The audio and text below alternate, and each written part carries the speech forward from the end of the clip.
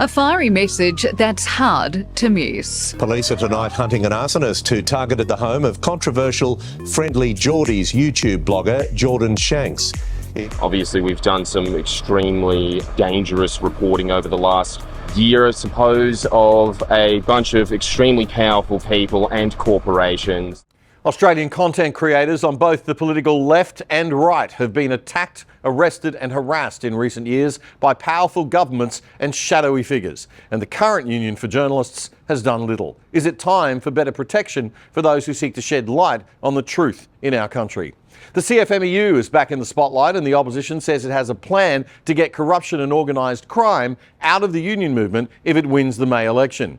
But will it win? We'll also take a look at how we think Peter Dutton could easily win, but why the Liberals are unlikely to change strategy.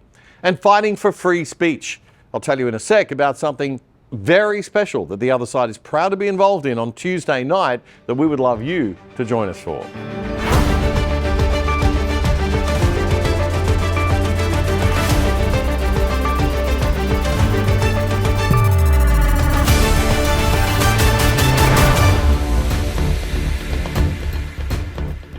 G'day Perth, g'day Darwin, g'day Australia. This is episode 405 of The Other Side for the fortnight commencing Friday, March 21, 2025. I'm Damien Curry, and The Other Side is your analysis of the best news and commentary without the woke. Our bias, we always declare it openly right up front. It is sensible, centre-right, what we would call good old-fashioned, everyday, common sense Aussie values. The classical liberalism that our country was built on. The simple idea that free people living and trading freely within a free market produces the most wealth and happiness for everyone. We believe in small government that is as hands-off as it can possibly be. None of this is radical stuff, really. It just seems like it in the big government centralised control country that we've become over the past couple of decades. It didn't used to be this way. Anyway, we certainly do not expect you to agree with everything we say. We just want to bring you different perspectives for your consideration. Now, one other thing that's really important to me is that we pay our own way with your voluntary support, unlike our ABC, which you're forced to pay for whether you like it or not. To support us, simply go to our website, othersidetv.com.au, and you can sign up to sponsor us for as little as $4.95 a month. That's less than a cup of coffee, or more if you can afford it, please. We could do with the support. And if you really do care about it and you want to back our mission to bring some common sense back to the media conversation in this country that we all love. Well, we've got some very big news to announce. The Defending Democracy Free Speech Marathon will take place this coming Tuesday night. That's March 25. This coming Tuesday, I'll be joining Dave Pello from the Good Source channel to host the event. It'll be a 4 to 6 hour telethon style broadcast starting from around 6 p.m. Sydney, Melbourne time. We'll be hosting an evening of leading thinkers and speakers on free speech from right around Australia. And you can watch for free on the website defendingdemocracy.au. Now, this online telethon style event will primarily be to raise awareness of the current lawfare attacks that are happening on free speech in Australia, which are often subtle and disguised as safety initiatives. It'll also be a fundraiser for the Human Rights Law Alliance. That's an important Australian organisation that provides legal support for Aussies facing attacks for expressing their religious or personal beliefs online. The HRLA's patron is former Prime Minister John Howard. One of the most important cases that the HRLA has supported is happening right now. The well-known global campaigner against radical gender ideology, the Canadian father, Billboard Chris Elston, he's challenging Australia's eSafety Commissioner in a case that really could set a very important precedent for the protection of free expression in our country. Now, just in case you've never heard of Billboard Chris, this is the man that we're talking about. What's your name? My name's Clementine. Nice to meet you. I've actually seen your stuff online and I'm a huge fan. I was on puberty blockers. I started when I was 12 and I was on testosterone from 14 to 17, and I got top surgery at 17. Totally messed my life up. So I just want to say you're doing a good thing. I can't believe people disagree with you on this. As a former child transitioner, I'm just appalled that people have anything to question you about. So I salute you. I'm so sorry you had to go through all that. I'm glad you are through it now. Thank you so much for speaking up. That's extremely valuable because a lot of people are afraid to. So why is an Australian voluntary legal service helping out a guy like Chris? Well, Billboard Chris had posted a tweet on X criticising the appointment of an Australian transgender activist to a World Health Organisation expert panel that is charged with drafting guidelines for the care of transgender identifying people. The tweet was critical of the decision, and it was blunt and a bit rude, but it was well within the bounds of what should be acceptable critical discourse in a liberal democracy like Australia is supposed to be. But the eSafety Commissioner, Julie Inman-Grant, ordered the tweet's removal, and X complied under fear of prosecution. Billboard Chris and the HRLA are now challenging that decision in the Australian Administrative Appeals Tribunal. And joining me now is the principal lawyer of the HRLA, John Steenhoff. John, thanks for your time. We appreciate you joining us. Tell us, first of all, why is this particular case so important for Australia? Hi, Damien. Great to be here. This case is important because it strikes at the heart of freedoms in Australia. Firstly, we are unique in the Western world having a government agency that now can censor speech under our Online Safety Act. Secondly, it's a matter that involves a really important discussion and debate that's going on right now all around the West, which is gender ideology and how we are treating our young children and kids. And Billboard Chris is on the forefront of advocacy in this space. For him to be shut out of what is a very important public conversation is concerning and worrying. And we at the HRLA are interested in running cases that are strategic and are going to change law and culture. When we saw that the eSafety Commissioner had issued this takedown notice, when we saw that this was stifling the debate around transgender ideology and the influence it has on our kids, we knew that this was a case that we wanted to run. And you're hoping, obviously, for a win. If you don't get a win in the Administrative Appeals Tribunal, would you move this to the next level? Absolutely. We identify some very fundamental constitutional issues, fundamental freedoms issues in this case, which probably aren't going to be resolved at a tribunal level. And so we are preparing this case as if we're going to have to argue this one in the High Court. And we've equipped it with the legal team that's going to be able to run this well and run it in a way that if we aren't successful at first instance, will allow us to bring some really good appeal points in a higher court. However, we're pretty confident that we've got some very good arguments that this takedown notice from the eSafety Commissioner is completely outside of what the Act intended and is a suppression and stifling of free speech. This has been the issue, though, the whole way along, that the eSafety Commission was originally set up as the Children's eSafety Commission to protect children online. The organisation has morphed under Labor into this broader organisation, using its power and reaching its tentacles to quite extraordinary levels to try to attack free speech by attacking the platforms. And people say, oh, she's just going after the platforms. Well, if you go after the platforms then start to censor people like us. And that's how it all works, right? She's got that central control, and this is the way that they operate. Now, yes. If you win this, what message does that send to the so-called eKarens at the eSafety Commission? Damien, the message that it sends is that you need to stay within the tramlines and purpose of the Act which the government passed. And that is to be concentrating primarily on safety for children on the internet. Now, to be fair, the Online Safety Act was passed by a coalition government. And this is the problem that we're facing, is that with all of these laws that apply to speech in Australia, including misinformation, disinformation laws, and hate speech laws, there are always these poison pills that are being inserted in these laws. Both parties are guilty of allowing these things to go through, which are going to mean that these laws that are passed ostensibly for one purpose, say to combat anti-Semitism or to stop your grandmother being fleeced out of money on the internet, are co-opted and used by activists for other purposes. Yes, that's the trick, right? And that we've all got to be aware of and be very careful of. Everything sounds nice on the surface. The intention sounds good. Oh, how could you protest a ban on social media for kids under 16? How could you? Well, I support a ban on social media for kids under 16 as long as it's enforced by their parents and not by the government.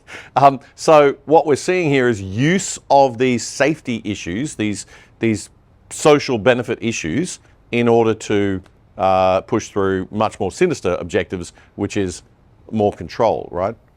Correct. And it's all part of a growing problem of what's called the censorship industrial complex in the West, where it's not just governments, it's semi-judicial agencies like the eSafety Commissioner working hand in hand with platforms and with internet providers to silence certain speech which has been deemed by the elites to be not acceptable.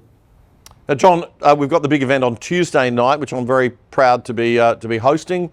That'll be on the Good Source platform. We're also probably going to put it out on the Other Side platform, but we want people to go to the website defendingdemocracy.au, and watch on there, because that is the platform that people will be able to donate and support your cause, and that's why we're doing this little telethon, is to raise money for the Human Rights Law Alliance. So just very quickly, the Human Rights Law Alliance, lots of great work you're doing. Just tell us quickly about another case that you're operating on at the moment, one that's really prominent and important for you.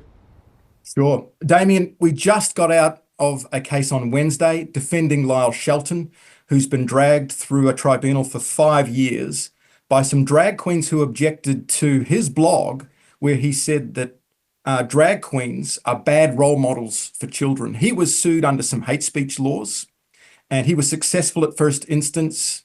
The court found what he did was perfectly acceptable. It was not vilification.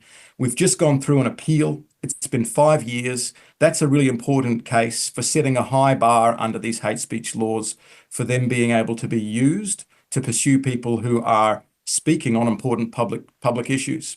And the Defending Democracy event on Tuesday night is one of the ways people can hear from some great advocates on freedoms, from some of our clients who will tell their stories, and really equip themselves with the knowledge they need to talk to their politicians about changing these laws, about blunting the swords that are pointed at free speech, and trying to restore a freer public square for the discussion of important issues in Australia. Yeah, I'm really excited about it, John. I think it's going to be great fun. We're going to be talking to lots of really interesting people. It'll be a hoot, and I look forward to speaking with you again on Tuesday night. John Seenoff, thanks a lot for joining us on the Other Side. Thank you, Damien.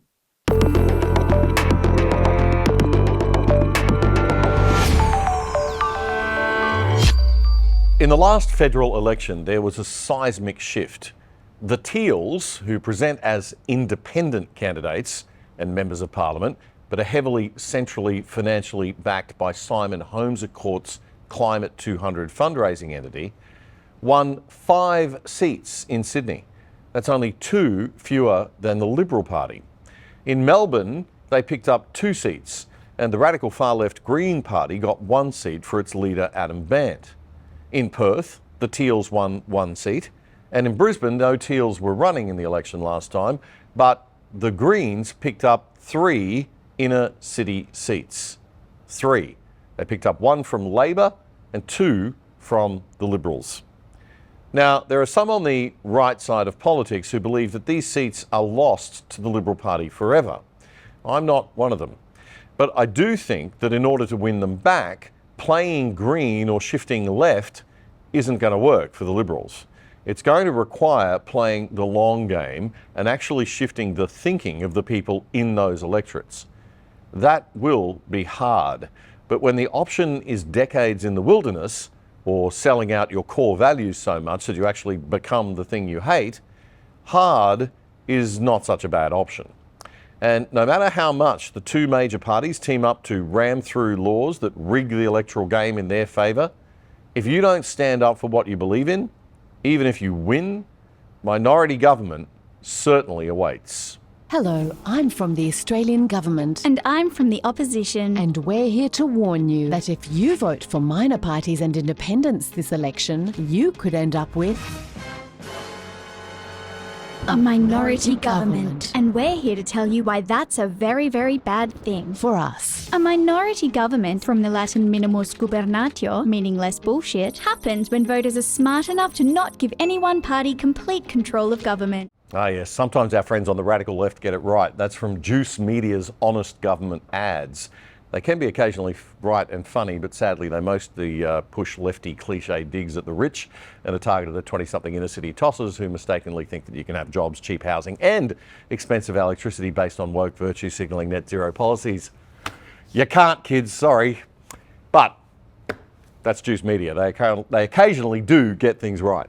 Here to announce that this will be our last fair election. That's right, because in the final days of this parliament, we teamed up to rewrite Australia's electoral laws to make it even harder for minor parties and independents to compete with us. And we helped ram those laws through parliament without proper scrutiny. Nice work, you mole. Cheers, you cow. Two-party system. What's that? You didn't know about our dodgy electoral deal? Oh, sweetie, that's just what we were hoping. So please don't watch this Honest Government ad which explains how it works. You don't want to know how we've given ourselves even more of your money to help us get re-elected. A 47% increase to how much the public will pay politicians per vote. And stacks of loopholes to let us get around the donation caps we've introduced.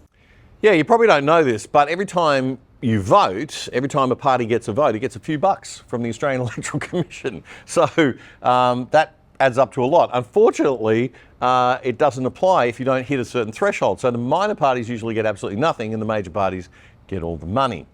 Anyhow, we digress. Back to the point of this editorial. Let me just read you some of what a good friend of this show wrote to me this week. Now, his view is a view that I sympathise with. It's a view that many people I know who worry about the direction of the Liberal Party and of centre-right politics in Australia generally do share.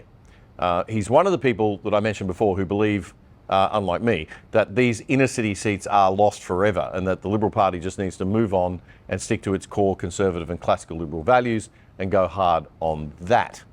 That part I do agree with.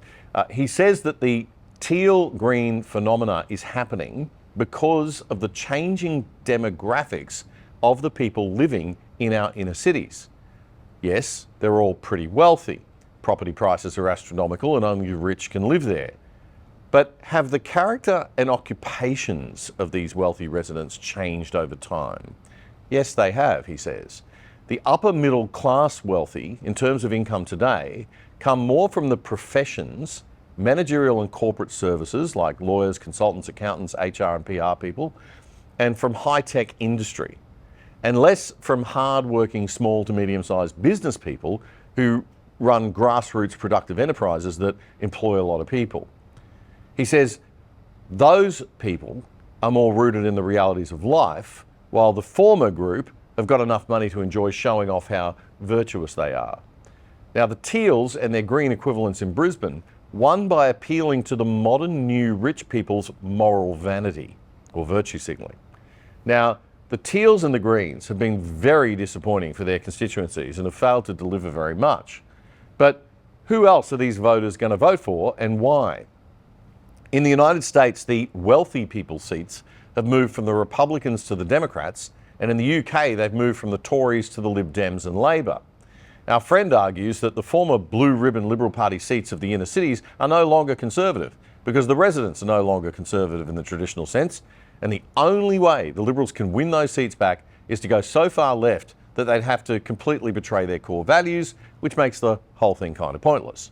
And they risk UK Conservative Party oblivion if they do that, because if they did it, they'd lose their core supporters outside those inner cities. He says, instead, it would be far more reliable to go for the people who came out and voted no to The Voice. If you want to feel the cultural pulse of Australians, don't go to a boardroom. Go to lunchrooms of hundreds of thousands of businesses and listen. Aussies are patriotic, they're loyal, they're hard-working people who hold generally conservative values about the education and welfare of their children especially. They want sensible law and order that'll keep them safe, and they want access to good healthcare. They want to own their own homes like their parents did, and most importantly, they understand that none of these things are possible if we don't have cheap electricity, cheap energy. That's it. They value being Australians in a cultural sense. They resent change being forced upon them. They don't mind immigrants as long as they assimilate and become Australians like them. They're very uneasy about Muslim immigration because they feel that too many Muslims won't assimilate and don't want to assimilate. And they generally think that anti-Semitism is un-Australian and unfair, and they don't want the troubles of the Middle East playing out here. What the Liberal Party decision makers need to understand, and I fully agree with my friend on this, is that these people used to vote Labor. They know the Labor Party has left them swimming in a sea of woke nonsense, but they've never heard the Liberal Party ever say to them, hey, we share your dreams and your values, and we've got an alternative for you. Now, my friend suggests 8 things that the Liberal Party could start saying to win these voters over. And this would be a lot more effective than all the polling and all the micro-analysis of seats in the inner cities and hand-wringing over where we should sit in the positioning spectrum of every issue will ever achieve. Number 1, if you vote for us, we will stop the equivalent of the population of Canberra and Darwin combined immigrating to our country every year. We will stop all of it until we catch up with available houses and infrastructure. In future, we'll only bring in people who will fully assimilate. Number 2, we will overhaul our defence, massively increase our spending and properly protect our country. We'll also commit to a policy understanding the crucial importance of our defence alliance with the United States. Number 3, we must have cheap energy. We'll change the rules to encourage new cheap power generation, whether it's coal, gas or nuclear. We'll no longer subsidise windmills and solar panels excessively. They'll have to compete in the free market with all other forms of energy. Number 4, we will guarantee free speech and remove all impediments to it, in particular by repealing all speech laws which create special rights for groups or tribes rather than individuals. Number 5, we want every Australian to have a well-paid job, which means being competitive with the rest of the world, which has cheaper labour. We can only do this if we have cheap power and absolutely minimal red or green government regulatory tape. So we will have our own Department of Government Efficiency, DOGE, not run by bureaucrats, but run by a team of trusted business people who can recommend huge changes and cuts to current government waste. Number 6, we will close wasteful duplicate government departments. We will shut the federal education and federal health departments and hand all the powers and budgets back to the states, who can then fund locally run schools through student voucher funding and make all state government hospitals locally autonomous and, most importantly, accountable. Number 7, one country, one flag. Flying the Australian flag in prominence when flying it with any other flags will be official policy. We will end the creeping cultural division, and you will no longer be subjected to being welcomed to your own country at taxpayer expense every 5 minutes.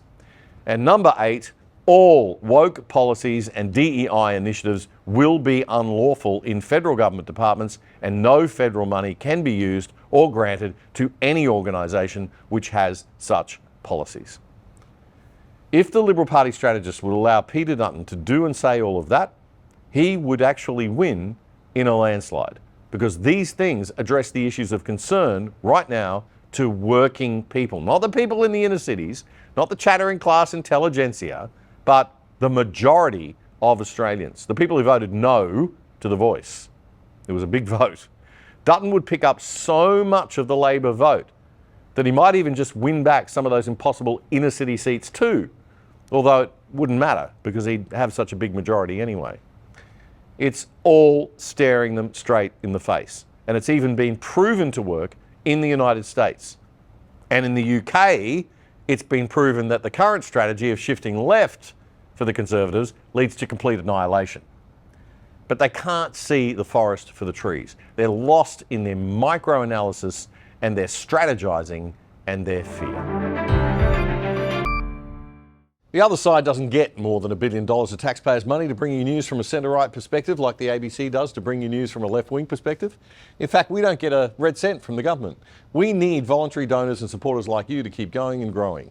And we hate asking for charity, so we've done a deal with what we think is the world's best VPN, virtual private network service. It'll keep you and your family truly safe without slowing down your internet speeds, and you can watch Netflix or other streaming services using your regular accounts with them as if you're viewing from any country in the world. And you can sign up for less than $3 a month and get a whopping 83% off the normal price. Just go to piavpn.com/otherside to sign up and get more info. That's piavpn.com/otherside. You're watching The Other Side with Damien Coorey, Australia's best independent news commentary show, bringing you up to speed on the issues that matter most every second Friday. In between, don't miss The Other Side Unplugged, as Damien comments on current news and conducts in-depth interviews with the people who matter whenever the need arises. Simply subscribe for free on YouTube by hitting the subscribe button and bell, so you'll be notified whenever we post anything. And to really stay in touch, check out our independent website at othersidetv.com.au. You can sign up for free there too, or join the exclusive side and help support our show for less than $5 a month. This is The Other Side.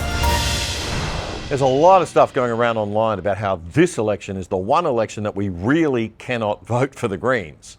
True.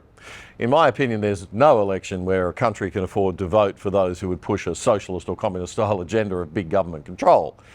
But they are right. This coming election is a much more dangerous one for Australia because it's pretty clear that there's little or no path for Labor to win in its own right, which means it will have to form a coalition-style partnership with the Teals and or the Greens to form a majority. So we have the very real possibility, very real, of seeing Anthony Albanese as Prime Minister with Adam Bandt and maybe another Green or Teal getting a ministry to run and real government authority and real power in government. And given the total circus that we've seen from the Greens in recent years, that should scare the pants off everyone. Just the Greens' insane policies on defence alone are bad enough. Donald Trump is a bad orange man, says Adam Bandt, without any actual supporting evidence. And Australia should end its AUKUS defence arrangement with the United States. But just to be clear, are you saying boot the Americans out of Pine Gap and the top end? Look, I think the priority at the moment should be to end AUKUS, to end the AUKUS agreement. We do have a long-standing position, as you've just said, about those other facilities. But right now, look, the Prime Minister and the government just gave Donald Trump the best part of $1 billion just in the last couple of weeks for submarines that may never arrive. Wow. Wake-up call time, Adam. Australia is lucky to have a defence arrangement with the United States. Australia is a sitting duck without the United States. I know it hurts our pride to admit it. I know we'd all like to think, oh, we're fine on our own. But China has 1.2 billion people. Remember that. We have 27 million. And this kind of infantile thinking from a second-rate pea-brain politician could get us all killed. No, I'm not kidding. The Greens are no longer just a joke that we can chuckle at. They're a seriously dangerous threat to our national security. We paid $1 billion under the AUKUS scheme to buy the submarine tech that the United States is selling to us. The subs will come. Nobody's just handing over $1 billion to Donald Trump, as he puts it. But not only does Adam think that we should cut ties with the US on defence, he won't commit to spending 1 cent more on defence in Australia as a result. We've relied on this US alliance for decades. If we walk away from it, walk away from AUKUS and other elements of it, do you acknowledge we're going to have to increase defence spending considerably? What we're going to need to do is ensure that public money is being spent on the defence of Australia and that we've got a defence force that is fit for purpose. Now, we've had costed the AUKUS contributions. It's over the near term, the next decade. We're looking at $70-odd billion being spent on it. Now, reallocating that would go a long way to ensuring that Australia has a fit-for-purpose defence force. Whether we need to go beyond that and increase defence spending as a percentage of GDP, as many are arguing. Well, look, I would say the priority at the moment is to work out whether we're spending existing money well. That was Adam Bandt, the leader of the Australian Greens, with his ingenious strategy for Australia's defence. Let's not rely on the US anymore. Let's just wing it. And let's not spend any more money on defence ourselves either. Well, that's a great strategy when China's circling your country with boats and letting off live ammunition at them. Great work. Now, I agree that there might be more efficient and better ways to spend some of the money than on those nuclear submarines. But to suggest that we don't need the United States as a super tight and strong ally, give me a break. But anyway, back to the economy. The Greens are simply not a party who truly understand how government and the economy works. That Australia's wealth and prosperity is largely the result of the adoption of a competitive, free market, capitalist, evil capitalism, capitalist system, albeit with a very large dose of socialist-style policies and government-run stuff and high taxation thrown in. It is clear that the radical left have no new message to bring to the public about their approach to government and the economy, because they're still using the same messages they've been using in every election everywhere in the world for the last 150 years. Rich people are bad bastards who ate all the pies. And if we just tax all the rich mongrels and evil corporations, everyone else will be richer. It totally doesn't matter that this approach, everywhere it's ever been tried, has failed dismally. Not only has it failed to produce wealth, it's destroyed wealth. Everything falls apart because the incentives get all screwed up. Instead of institutions of government being forced to focus on serving the clients that they exist to serve, like they do when they're private, and having to be accountable to every customer in the marketplace, what happens? Well, they know they're getting their funding from the government, the taxpayer, so they just begin to serve themselves. Imagine for a moment Qantas and Telstra's terrible service being even worse because there's not even a Virgin or an Optus for you to switch to. They stop serving customers in socialist countries and they just serve themselves. Institutions just seek to make institutions more powerful, bureaucracy creates more bureaucracy, and then a country's wealth gets chewed up pretty fast by grossly inefficient management, and pretty soon everyone's got to queue up just to buy a loaf of bread for $50, if they can find one. The 20th century proved all this, and it also showed that socialism leads to something much worse. It leads to authoritarianism and hideous murder by government of its own people. You could ask the 100 million people who were killed by their own governments last century, only they're all dead. The Other Side with Damien Coorey is Australia's best independent news commentary show, bringing you up to speed and diving deep on the issues that matter most in around an hour, with a new episode dropping every second Friday. As we enter our 5th year, we're going to be bringing you more content via our YouTube and X channels at Other Side Oz with The Other Side Unplugged. Damien will drop comments on the news whenever something important happens, and in-depth interviews with people who have real insight and value to add. More content when it matters, but only when it matters, so you don't miss a thing. Subscribe now to our YouTube channel at Other Side Oz by clicking the button and the bell below the picture frame, and follow us on X now at Other Side Oz. That's AUS at Other Side Oz. It's free. This is The Other Side. Reason TV in the United States put a great little video together a few years ago as lefties in America started to say democratic socialism was somehow better than old socialism. Socialism is hot again. Democratic socialism is your kid's public school. It's our interstate highway system. It's the researchers and scientists paid with our taxes. We can do better when we do them together. Really? I know better because I'm from Guatemala. I've seen the impact of socialism. But then I watched socialism fail in Latin America. No hay nada. I learned that every time a country started down the socialist path, it failed.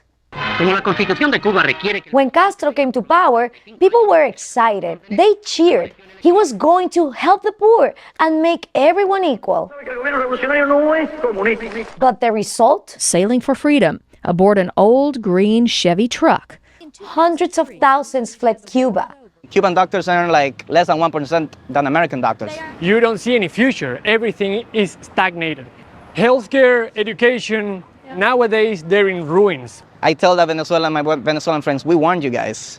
Esta es la hora del pueblo bolivariano. Venezuela did not listen. They followed Hugo Chavez down the socialist path. De las grandes riquezas que que hay que distribuirlas por igual, de manera equitativa. Chavez's promises impressed American celebrities too.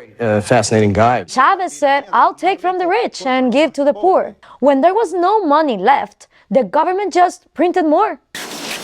That caused inflation. 1,000,000% inflation. Now, a chicken costs this much. Venezuela has, of today, the highest inflation in the world. Yep, Gloria Alvarez reporting for John Stossel's Reason TV in the US there.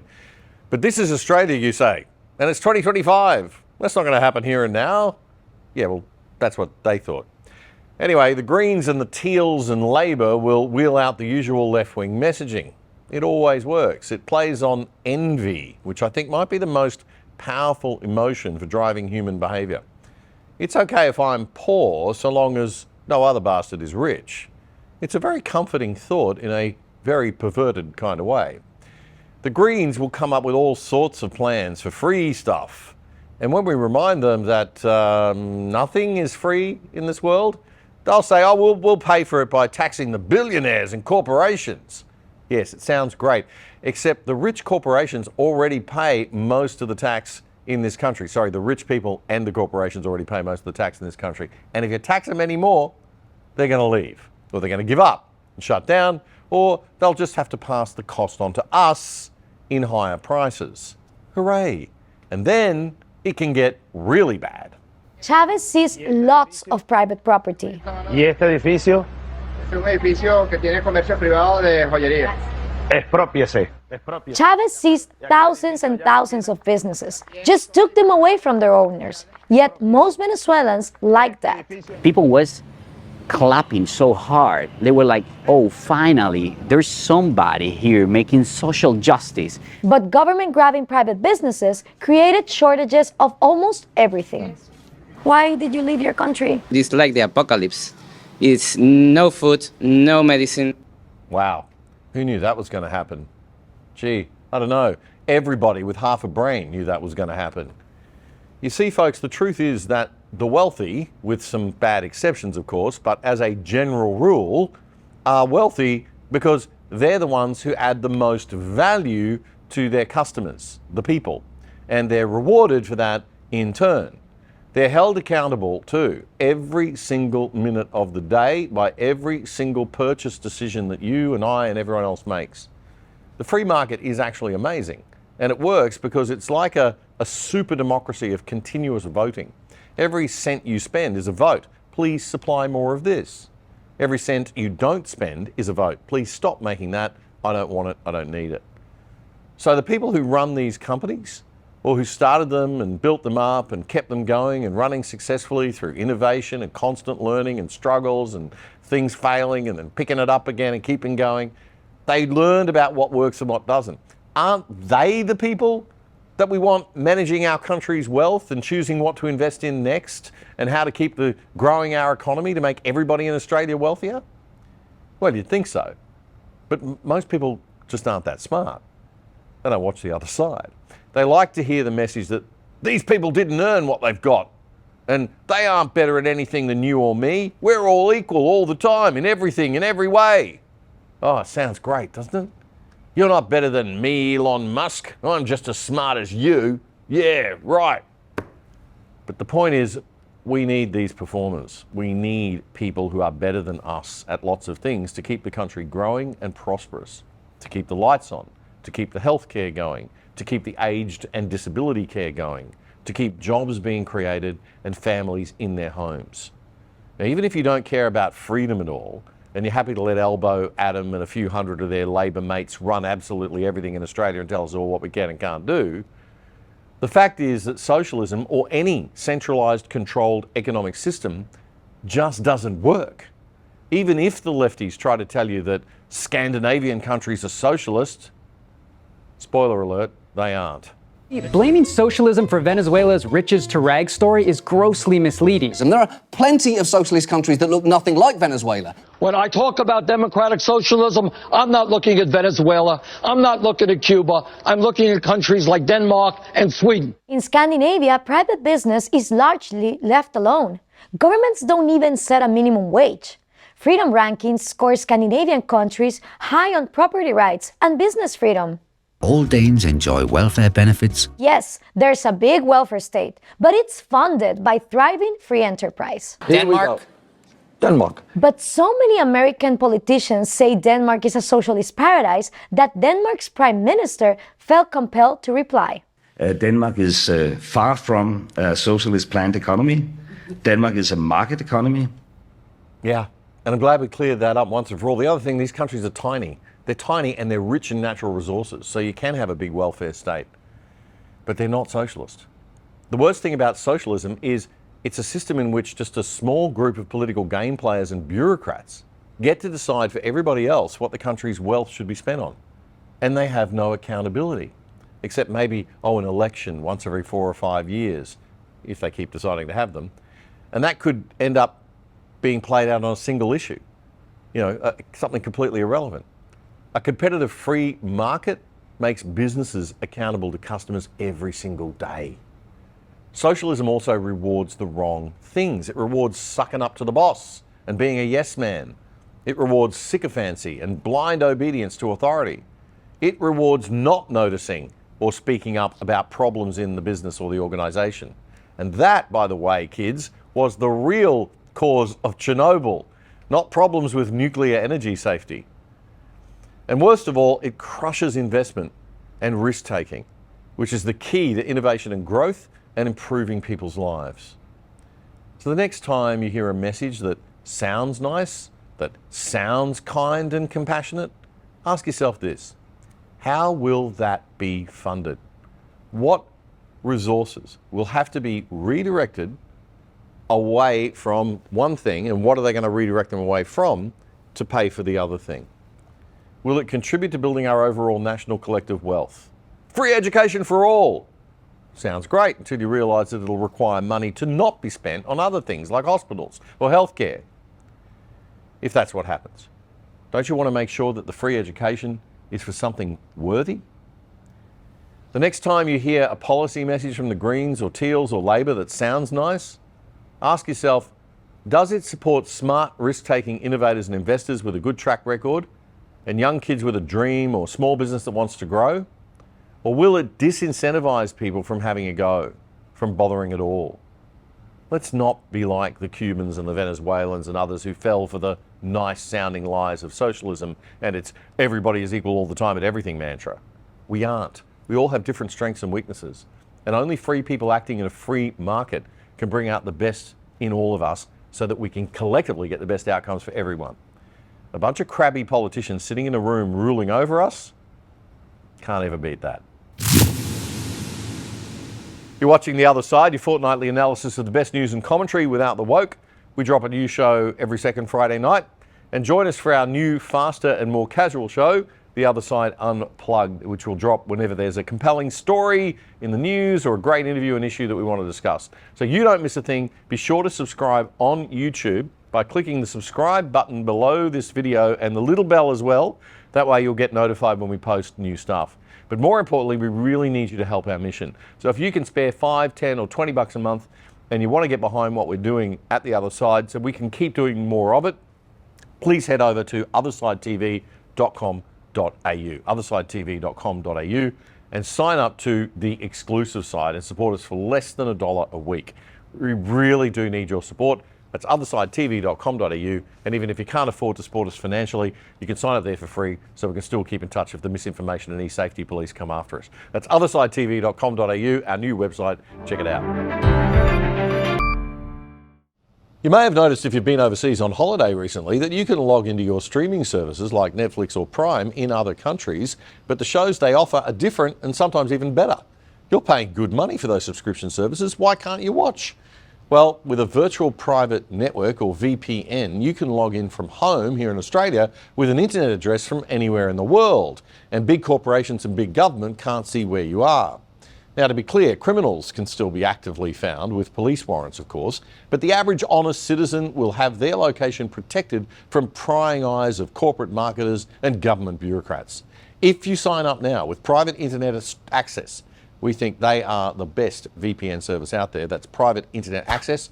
As a viewer of The Other Side, you can get 83% off the price of your subscription and get online for less than $3 a month. Check it out right now. Go to piavpn.com/otherside. That's piavpn.com/otherside. It's a great service and a rock bottom price, and you're helping keep The Other Side going and growing.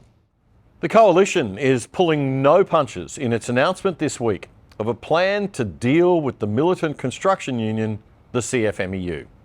Peter Dutton promised on Monday that he would set up a special task force to look into all the ongoing criminal allegations linked to the union. We've essentially got organised crime figures running the construction sector in this country.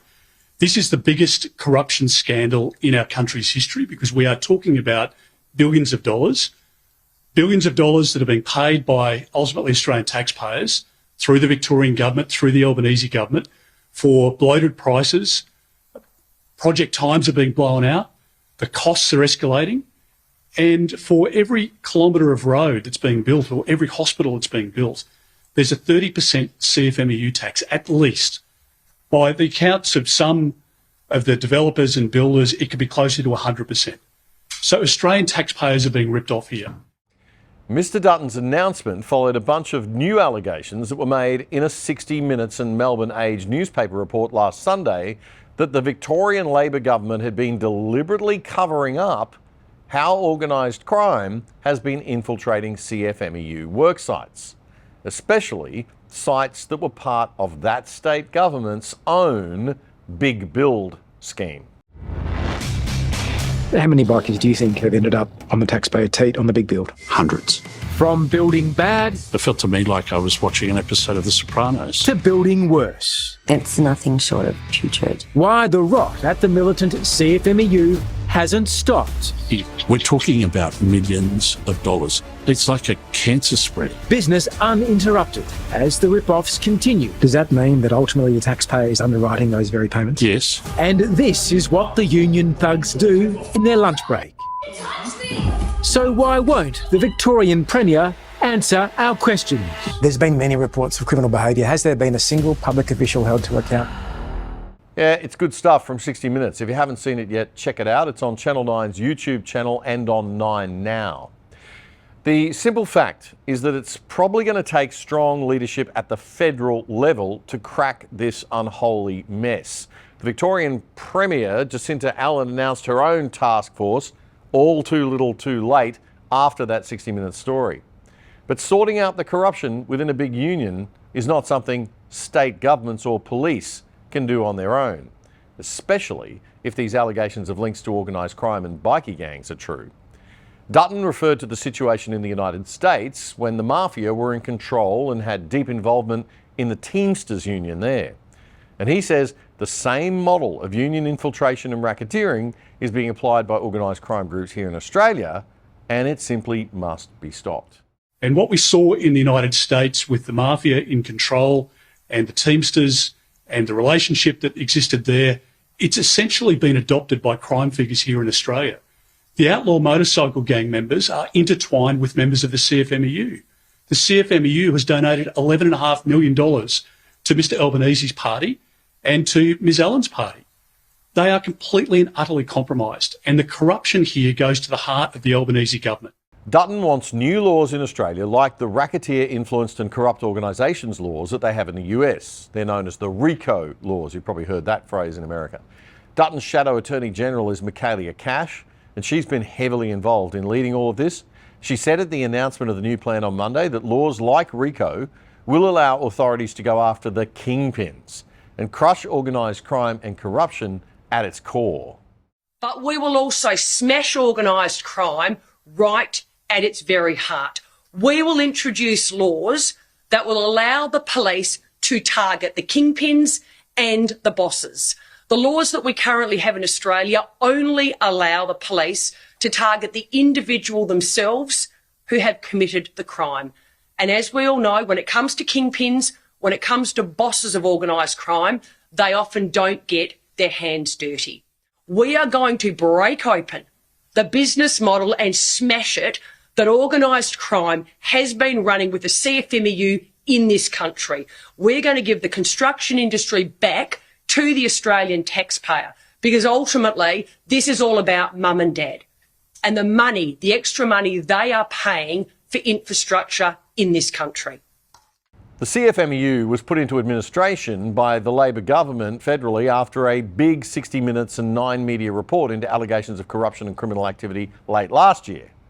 But Cash says that this has proven to be a completely useless and weak move. Mr Albanese has shown by putting it into administration that he will take the weakest possible response possible. It is almost laughable to see government ministers out there today saying that administration is working. Well, if administration is working, God help the Australian people. God help women on construction sites. But more than that, why are thousands and thousands of dollars still exchanging hands on these construction sites around Australia? You need to comprehensively, once and for all, deregister the CFMEU, but also at the same time ensure that any official that has indulged in law breaking is never again allowed to hold office in a registered organisation or go anywhere near a work site and represent the workers. If Dutton becomes Prime Minister and Cash becomes his Attorney General after the May election, they will set up the task force and have the Australian Federal Police lead it, with all state and territory police being involved, as well as the Australian Criminal Intelligence Commission and the Tax Office. The problem with union corruption is not only that it just stinks to high heaven in its own right, but also it costs every good, honest Aussie taxpayer a packet. Corruption and organised crime in the building industry also contributes heaps to the housing crisis. Stuff just isn't getting built because the cost of doing business is too high and oftentimes too dangerous. So investors and developers who just refuse to play dirty or who are too small to take those kind of risks just pull out of projects and stuff doesn't get built.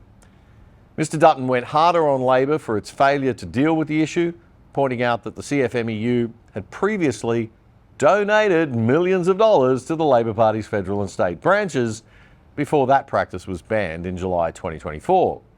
And he talked about something I think that we should all care about a lot: the cycle of organised crime fueling the drug addiction among kids, which fuels everyday theft and crime in our neighbourhoods. Now, why this is really important to Australians, and I think particularly to Victorians at the moment, is that when homes are getting broken into by kids who are stealing money or stealing valuables to sell, they're fueling a drug habit. They're buying drugs from outlaw motorcycle gang members who are the biggest distributors of amphetamines and drugs in our country. They're stealing cars from your home at the moment because there is a market that's been created by outlaw motorcycle gangs who are rebirthing these vehicles stolen from mums and dads who have worked hard here in Victoria and across the country. That is the other limb of the outlaw motorcycle gang business model. And the CFMEU, by paying figures, shadowy figures and extortion payments to the outlaw motorcycle gang members, that's fueling that criminal enterprise. Yep. And if we really want to get our society and culture back on the right track, you know, it'd be nice to see some TV and movies that do not glorify organised crime and make it look cool and sexy. It isn't. It's a life for lost, tragic people whose actions bring misery to many others. And the underbelly of Australia is the domain of the sad and the weak.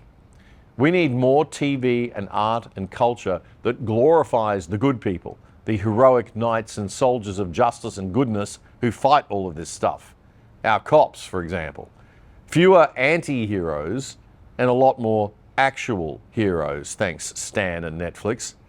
You know, actual heroes can be more edgy, cool and sexy and are a truckload more inspiring to viewers, particularly our kids. We're over that backstory of the complicated, dark anti-hero, thanks.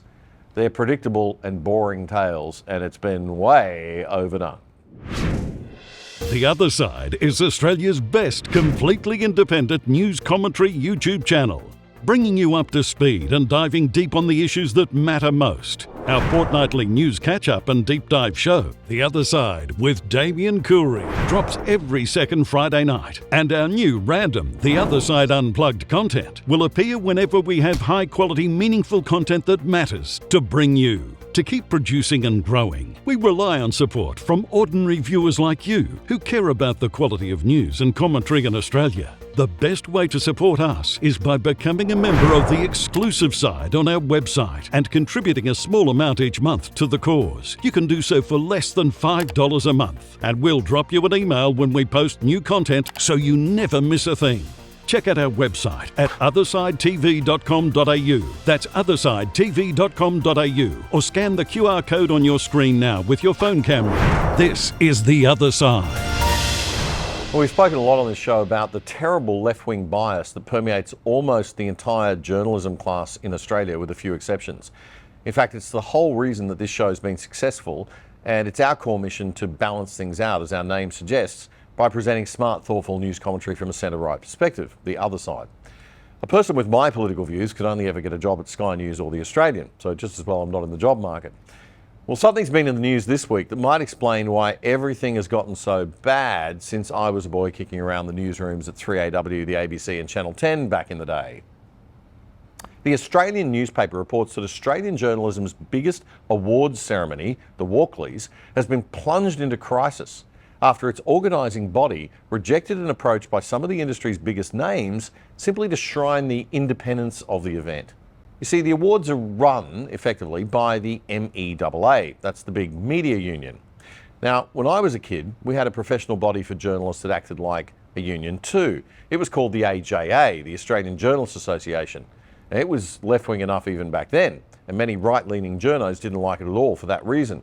But it generally acted as a professional body, and it stood up for journalists on issues of free speech and their rights as journalists professionally. But then in the 1990s, it merged with Actors Equity and a bunch of other media unions, including, would you believe, sideshow workers, to form the MEAA. And since then, it's been full-on left-wing. There's been no professional association for journos who aren't left-wing in Australia, basically. The Australian reports that the MEAA is now struggling for relevance amid falling membership and concerns of a left-leaning agenda. So there's been a push to make the Walkley Awards, the nation's biggest awards for journalists, and the Walkley Foundation more independent. But it hasn't worked. The Australian reports that one journalist has told it, the MEAA has become a far-left activist rabble which is tainting the Walkley Awards themselves. So surely any effort by the Walkley Foundation to dilute the union's strength is a good thing. Another journalist lamented that the union had been captured by an ideological few who don't understand journalism and whose political agenda should have no place in the industry. There is no doubt that Australia needs a professional association for journalists. Journalism is not the same as acting or sideshow working, no matter how much we might like to joke about the state of journalism these days. We need the Australian Journalists Association back, and we have some inside info that it might be coming back. So thank God for that. We'll keep you posted on that as it moves forward. But we need an association that will stand up for free speech and freedom of expression across all media, old and new. The MEAA was tragically silent when Dan Andrews in Victoria was hassling independent journalists during COVID. There were the arrests of a Herald Sun journalist at a rally, the arrest at his own home of filmmaker and online commentator Topher Field. I'm Josh from the Danny Police Station. Mate, we're here today to arrest you for incitement. You taken to the police station. I gave you a phone call before because I didn't want to do it in front of your kids, that's all. Out of respect for you and that kind of thing. So we need to come with us, come to the police station, and then we get to come back home eventually. Okay. All right? Yep, let me have a quick word with the wife. Okay. Police here to take me down to the station. So I'm going to head down with them, have a chat, and see what they've got to say. Apparently telling me that I have been inciting. So what? That's ridiculous. Yep. Then there was the harassment of independent journalist Real Rukshan Fernando at his home in Melbourne during COVID. And then the 3 arrests of Avi Yemeni from Rebel News, all of which got zero attention from the union because all of them were conservative or libertarian and anti the Andrews Labor government of the time. All of these also got little attention from other journalists themselves for the same reason. In fact, the only people who covered it properly was Sky News and Andrew Bolt. And why is the media so uninterested in what seems to me another example of the brutal authoritarianism of the Victorian Labor government and its minions? Let me show you these 3 arrests.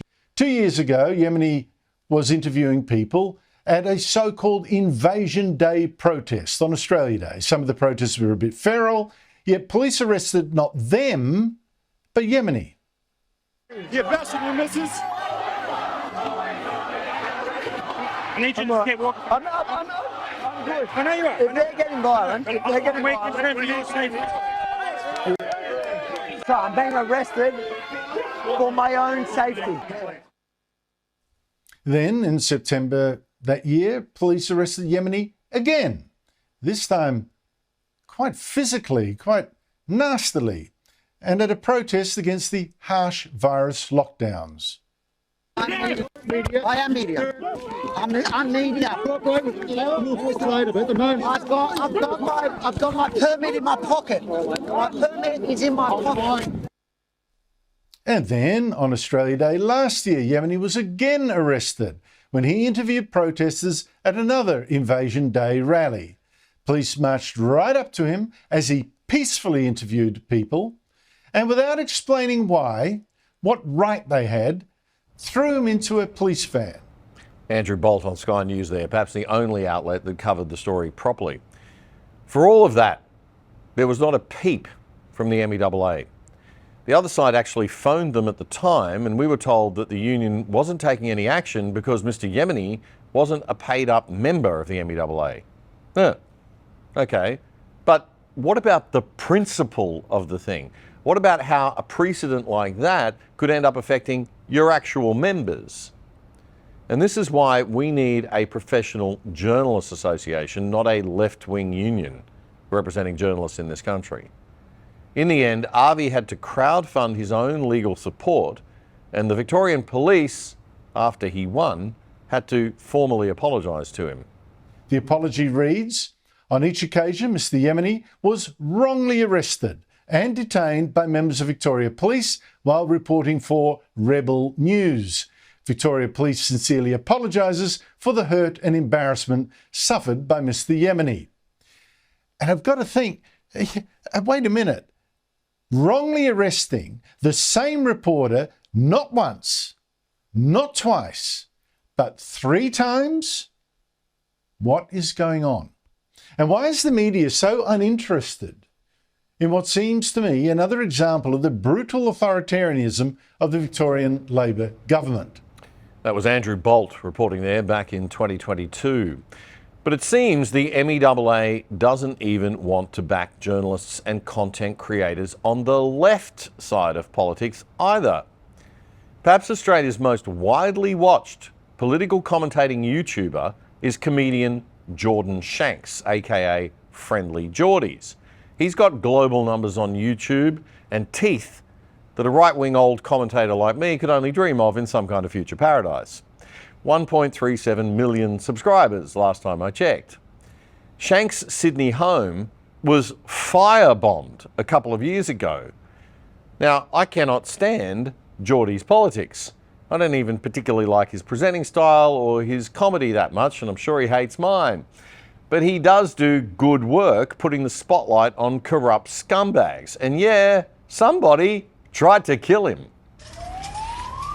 A fiery message that's hard to miss. Police are tonight hunting an arsonist who targeted the home of controversial Friendly Geordies YouTube blogger Jordan Shanks. It's the second time the property has been firebombed in a week. Obviously, we've done some extremely dangerous reporting over the last year, I suppose, of a bunch of extremely powerful people and corporations. There is many people that would want to do that. No one has the record that he has for doing some hard-hitting journalism, and this is his payday. Someone's trying to kill him. In what I now know was a premeditated attack that at best was intended to terrify me and at worst was intended to kill me. But the firebombers, they forgot to take one thing into account. I'm very disorganised. The night that happened, I was supposed to be sleeping here. I didn't even have smoke alarms. So there's a very good chance that if I was, I could have ended up like the content you're watching right now. Fire.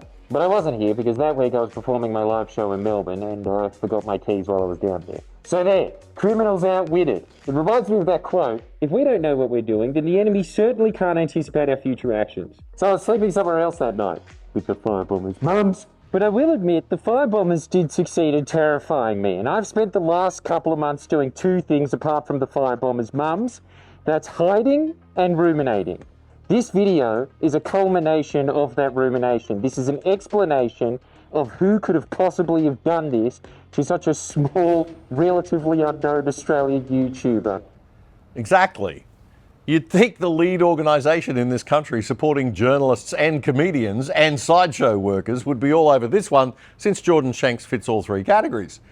And at 36 years of age, he is the poster child of the hipster, woke, inner-city, lefty, perpetual uni student set. But no, not even the superstar of their own little elites could get the MEAA to actually do anything. I didn't remember hearing a thing from the MEAA about this horrific attack on free journalism, so, just in case my old man Generation X memory was letting me down, we wrote to them this week and we checked. Just wondering what the MEAA has said or done publicly about the attacks on YouTuber Jordan Shanks, aka Friendly Geordies, related to the mobster firebombing on his Sydney home some years ago.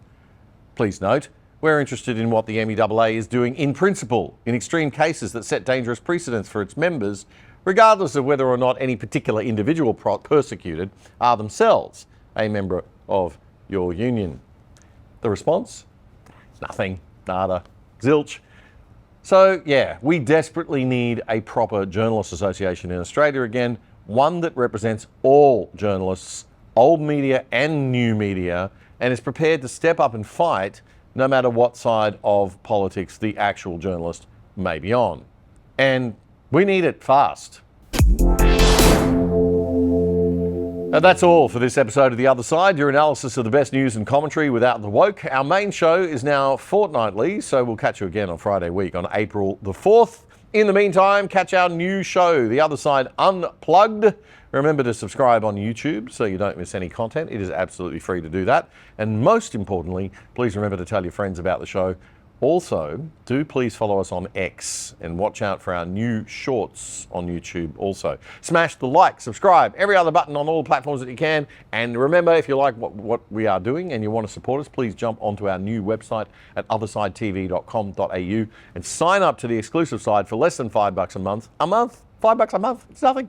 Or just sign up for free so we can keep in touch. I'm Damien Curry. Bye for now.